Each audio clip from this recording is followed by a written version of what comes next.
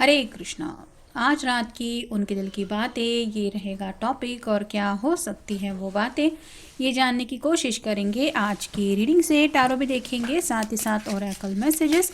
शुरुआत करेंगे card shuffle करके। जनरल कलेक्टिव रीडिंग होने की वजह से हो सकता है कुछ कार्ड्स आपके साथ रेजोनेट करे या फिर पूरा रीडिंग, इट डिपेंड्स। रीडिंग अगर आपको पसंद आता है तो चैनल को लाइक और सब्सक्राइब करना ना भूलें। और रीडिंग को क्लेम करने के लिए आप कमेंट सेशन में अपने पर्सन के लिए हार्ट सेंड कर सकते हैं।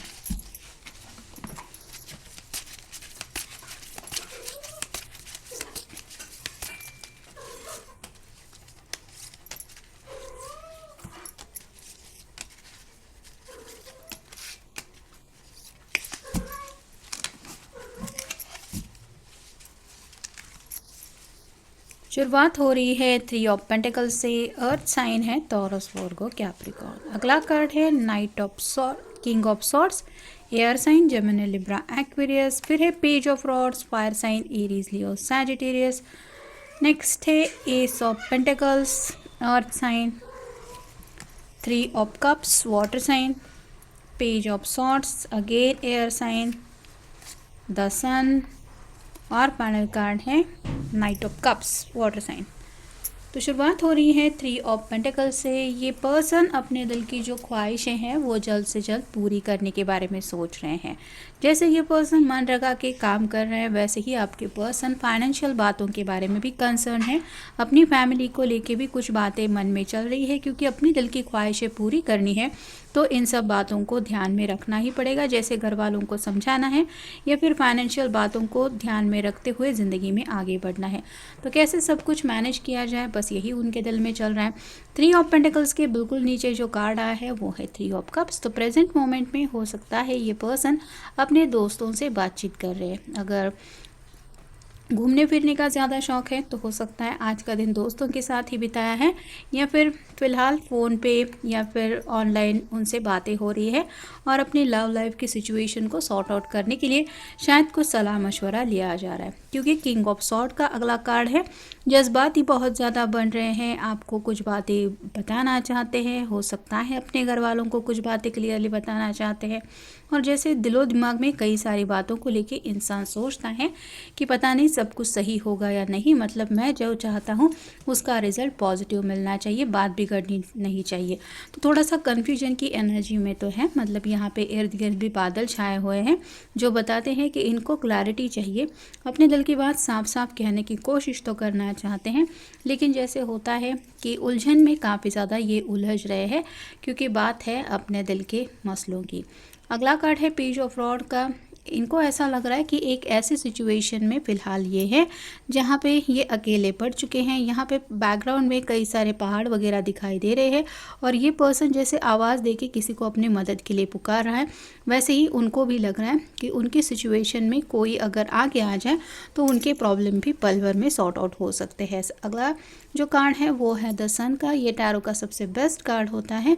तो ये ख्याल ही उनके दिलो दिमाग में एक हंसी या फिर सुकून महसूस करा रहा है कि बातें बदल नहीं सकती, ऐसा तो हो नहीं सकता, कोई ना कोई अगर आगे आ जाए इनकी हेल्प करने के लिए तो फिर सब कुछ सॉर्ट आउट हो जाएगा।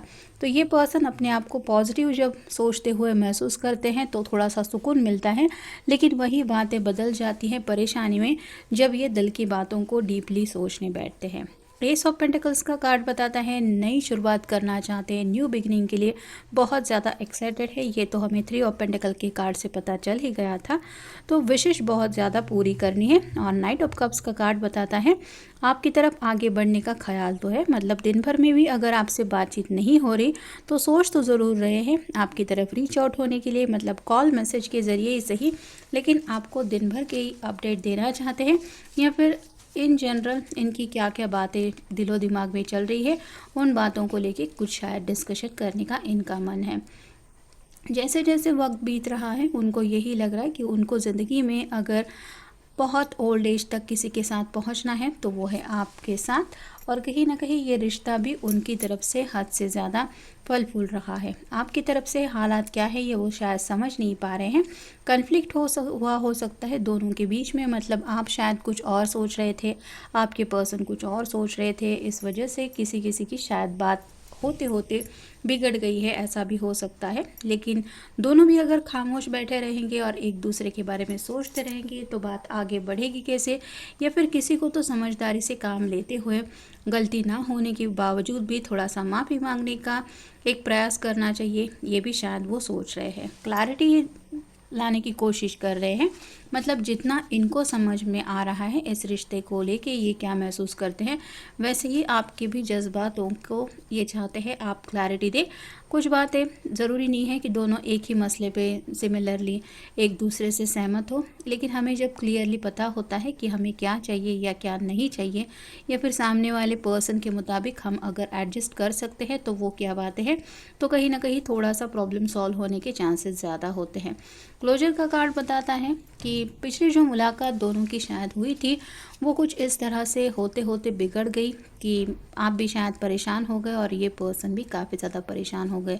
तो रोमांटिक बातों में सोच के मिलने के लिए ये तड़प रहे थे, लेकिन जैसे होता है कि पल भर में बात बिगड़ जाए तो इंसान का मूड चेंज हो जाता है, वैसे ही इनको भी लग रहा है कि जो बातें प्यार से समझाई जा सकती थी, एक दूसरे के साथ शेयर की जा सकती थी, वो शायद खामोशी की वजह से थोड़ी बिगड़ गई है।